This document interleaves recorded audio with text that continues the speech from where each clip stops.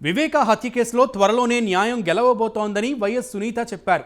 ఇన్నేళ్ల నిరీక్షణకు సత్ఫలితాలు రానున్నాయని, త్వరలోనే దోషులకు శిక్ష పడనుందని బల్లగుద్ది మరీ చెబుతున్నారు. అయితే ఈ కేసులో సిబిఐ చేయాల్సింది ఇంకా చాలా ఉందని, హత్యలు చేయించిన వారు చట్టసభల్లో ఉండకూడదని ఏపీ హోంమంత్రి అనితతో సమావేశం తర్వాత ఆమె కామెంట్ చేశారు.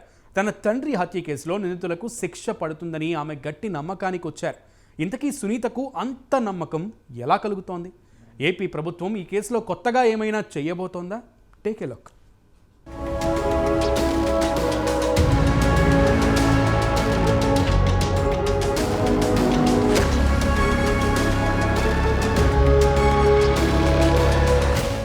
వైఎస్ వివేక హత్య కేసు గత ప్రభుత్వంలో ఒక్క అడుగు కూడా ముందుకు సాగలేదు సరికదా.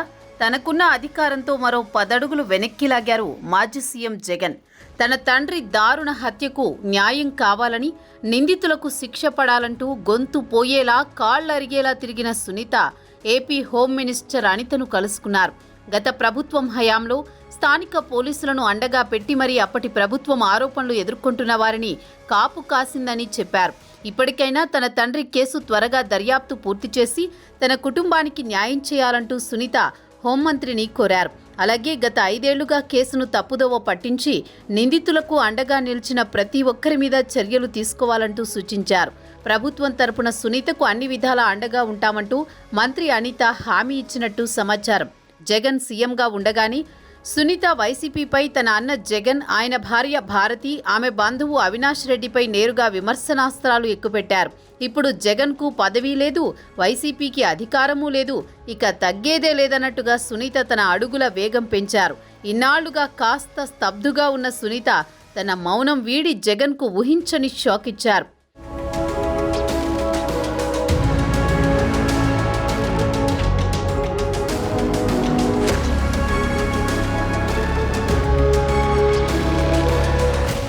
ఇటు సీఎం చంద్రబాబు కూడా హూ కిల్డ్ బాబాయ్ అంటూ అబ్బాయిని పదే పదే ప్రశ్నించేవారు. ఈ ప్రశ్నకు కూటమి ప్రభుత్వం చొరవ తీసుకుని సమాధానం చెప్పగలిగితే ఎగిరెగిరి పడుతున్న వైసీపీ నేతలు రెచ్చగొడుతున్న జగన్కు చెక్ పెట్టినట్టే అవుతుంది. ఇక షర్మిల జగన్ మీద నిప్పులు చెరుగుతున్న తరుణంలో మరోవైపు సునీత సైలెంట్గా వైసీపీకి మంట పెట్టే పని మొదలుపెట్టారు. అధికారం కోల్పోయిన వెంటనే జగన్ భయపడింది రెండింటికే. ఒకటి తనపై ఉన్న పాత అక్రమాస్తుల కేసులు, 2 బాబాయ్ వివేకానందరెడ్డి హత్య కేసు. అధికారంలో ఉన్నప్పుడే జగన్ను ఈ కేసు ముప్పు తిప్పలు పెట్టింది. ఇప్పుడు ఖచ్చితంగా అధికార పక్షానికి ఒక వరంగా మారనుంది. ఈ కేసులో తనకు ఇబ్బందులు తప్పవని జగన్కు కూడా తెలుసు. ఈ విషయంలో చంద్రబాబు సర్కార్ ముందుకెళ్లేందుకు ప్రయత్నాలు చేస్తుంది. కొద్ది రోజుల కిందటే శాసనసభ వేదికగా వివేకానందరెడ్డి హత్య కేసును ప్రస్తావించారు సీఎం చంద్రబాబు.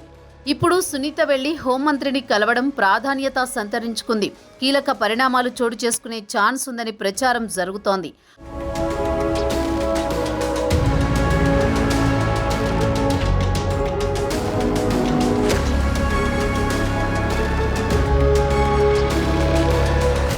వైఎస్ వివేక హత్య కేసు ప్రస్తుతానికి ఎక్కడిదక్కడే ఉంది. సుప్రీంకోర్టు గత ఏడాది జూన్ 30 తేదీలోపు దర్యాప్తు పూర్తి చేయాలని సిబిఐని ఆదేశించింది. ఆ మేరకు సిబిఐ దర్యాప్తు పూర్తి చేసి వివరాలను సుప్రీంకోర్టుకు సీల్డ్ కవర్లో సమర్పించింది. అయితే ఇంకా దర్యాప్తు చేయాల్సి ఉందని సిబిఐ చెబుతోంది. ఆ అంశంపై ఇంకా సుప్రీంకోర్టులో విచారణ జరగాల్సి ఉంది. అదే సమయంలో వివేక హత్య కేసులో అవినాష్ రెడ్డి, గంగిరెడ్డి బెయిల్ రద్దు చేయాలంటూ సునీత దాఖలు చేసిన పిటిషన్లపై విచారణ జరగాల్సి ఉంది.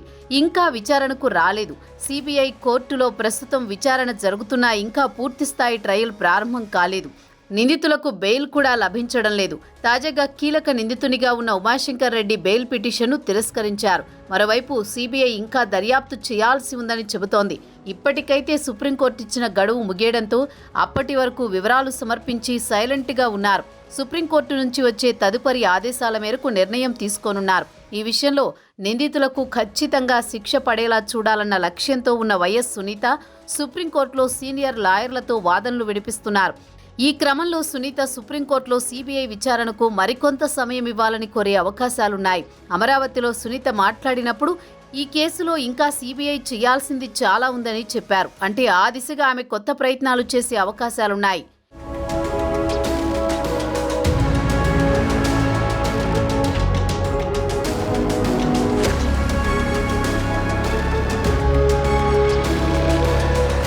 ఏపీలో ప్రభుత్వం మారింది. అయితే విచారణ ప్రభుత్వం చేతుల్లో లేదు. కనీసం విచారణ జరిగే కోర్టులు కూడా ఏపీలో లేవు.